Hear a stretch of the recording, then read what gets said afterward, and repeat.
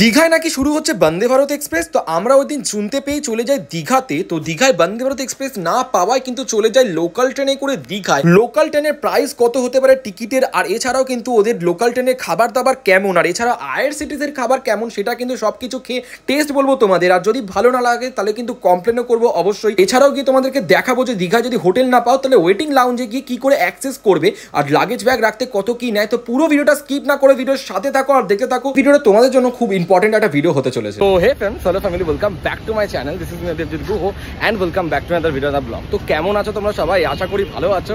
হ্যাঁ, আমিও ভালো আছি, কারণ আজকে যাচ্ছি হচ্ছে দীঘা। তো আজকে ট্রেন জার্নিতে দেখাবো দীঘায় মানে কিরকম ট্রেনে কেমন কি ভাড়া নিয়েছে, কত কি সব কিছু বলবো। তো ভিডিওটা বেশি বকবক না করে শুরু করা যায়। যারা আমাকে চ্যানেল আমি দেবজিৎ, তোমরা দেখছো বং পোলা দেবজিৎ। তো ইনস্টাগ্রাম ফেসবুক তাদেরকে অবশ্যই ফলো করে দিতে পারো। আমরা চলে এসেছি হাওড়ায়, নিউ কমপ্লিমেন্টে দিয়েছে।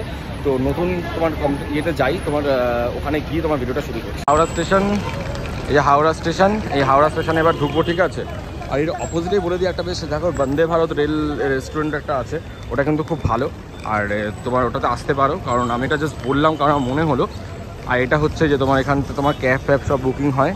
Welcome to new cab road. এটা হচ্ছে তোমার লাউঞ্জ অ্যাক্সেস, তারপরে তোমার এখানে যে ওয়েটিং রুম, এটা এরকম দেখতে হয়, ঠিক আছে, হাওড়ার।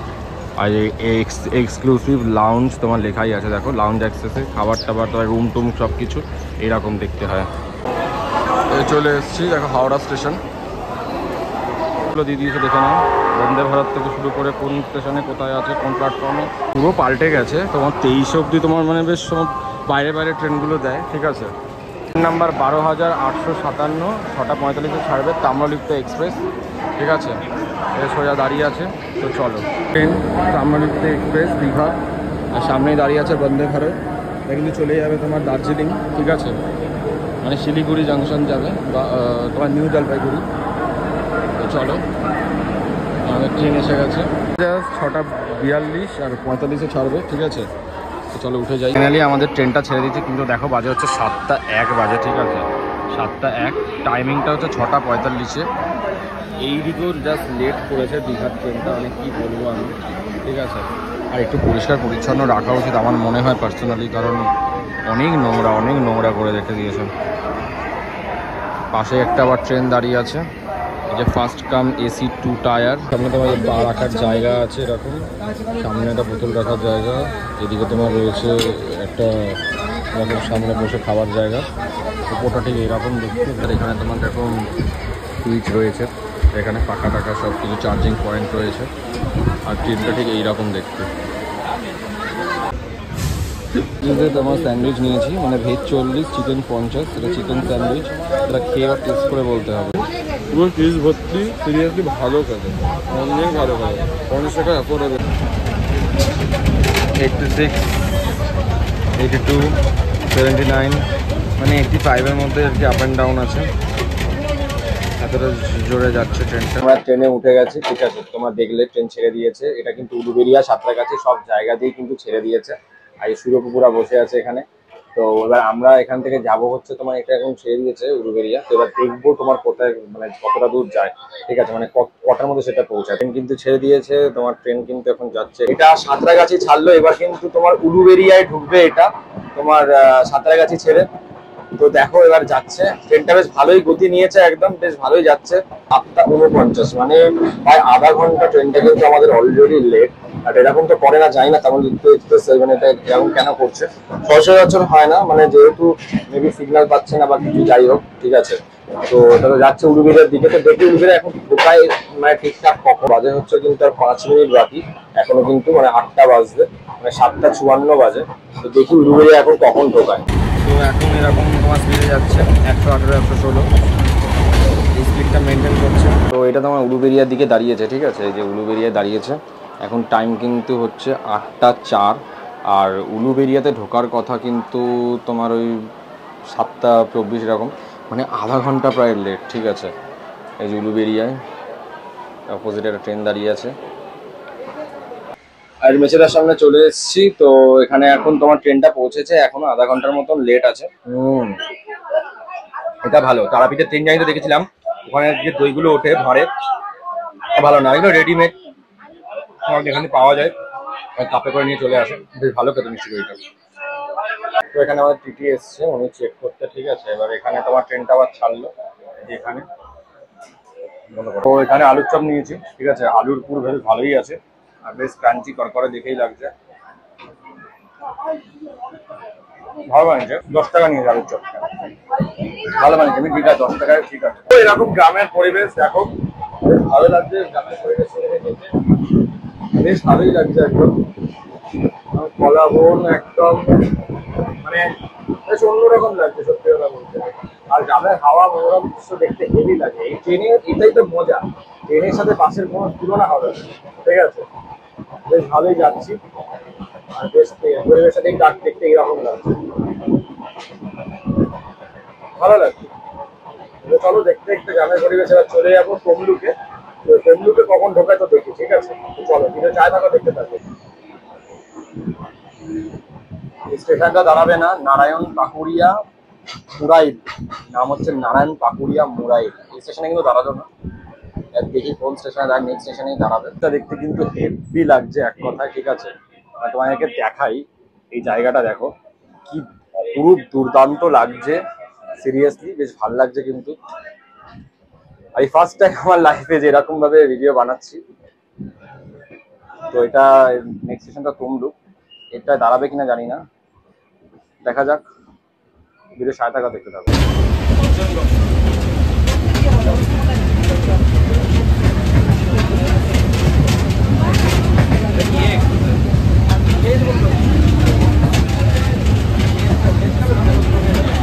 এখানে চাউমিন নিয়ে নিয়েছি আমরা, ঠিক আছে।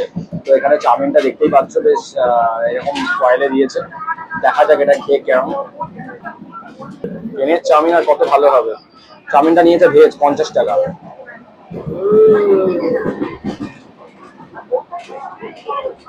ভালো খেতে, ভালো খেতে। ভেজ চাউমিন 50 টাকা, এক চাউমিন 60 টাকা। ভালো করো মোটামুটি। তমলুকে ঢোকার কথা হচ্ছে 9টা 8টা 22 আর ঢুকেছে 9টা 23-এ। তমলুক স্টেশন, স্টেশনটা পরিষ্কার পরিচ্ছন্নই তোমার এমনি। আর অপোজিটে মালগাড়ি দাঁড়িয়ে আছে। দেখো কোলাঘাটের ব্রিজ এটা, ঠিক আছে। কোলাঘাটের ব্রিজ আমি পার করছে তোমার। দেখো কোলাঘাট, এটাই যা খুবই বেশি ভালো লাগে। 20 টাকার তোমার এই ঝালমুড়ি, হ্যাঁ সিরিয়াসলি হেভি লাগে।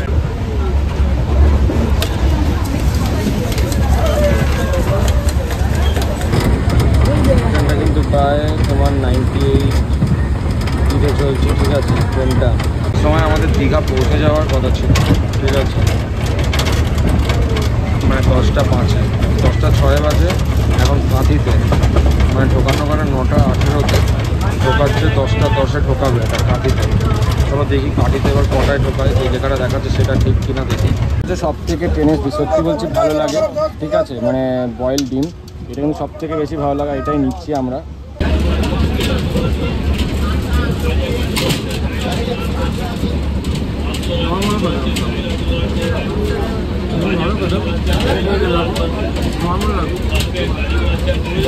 কাঁথি স্টেশন 10টা 10-এ, যেই টাইমে দীঘা 5 মিনিট আগে ঢুকে দেওয়ার কথা, কাঁথিতে 10টা 10-এ ঢোকালো। পুরো 1 ঘন্টা লেটে চলছে একদম স্টেশন কাঁথি। 10টা 11 বাজে আর কাঁথি থেকে কিন্তু ট্রেন ছেড়ে দিল। কাঁথি থেকে চলে যাচ্ছে। এখান থেকে কিন্তু মন্দারমণি যাওয়াটা নাকি খুব সোজা, আমি তো কোনোদিন যাইনি, গিয়ে দেখবো। এরপরে হচ্ছে নেক্সট স্টেশন রামনগর। কাঁথি থেকে জাস্ট 1 মিনিটের মধ্যেই কিন্তু ট্রেন ছেড়ে দিল, ঠিক আছে। 10টা 11 নিয়ে যেটা ছোলা মাখা, ওটা 20 টাকা, ঠিক আছে। তো কোয়ান্টিটি অনুযায়ী দাম অনুযায়ী ঠিক আছে। তো খেয়ে টেস্ট বলতে ভালো লাগে,